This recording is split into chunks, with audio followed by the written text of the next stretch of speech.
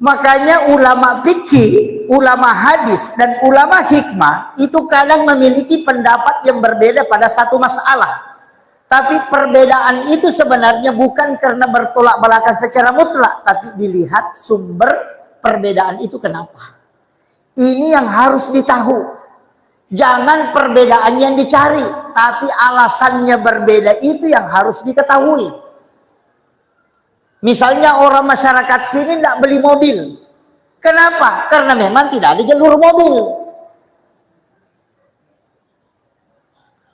Kalau di kampung saya, ya beli mobil. Karena memang jalurnya ada.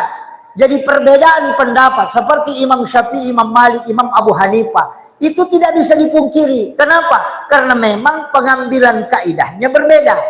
Nah, dalam hal masalah peringatan Maulid seperti ini, itu ada agama di dalamnya, ada tradisi.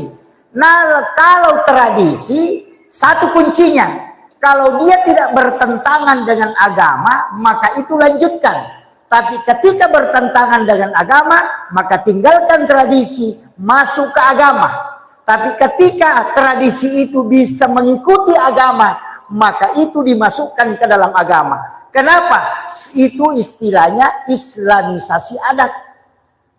Mengislamkan tradisi.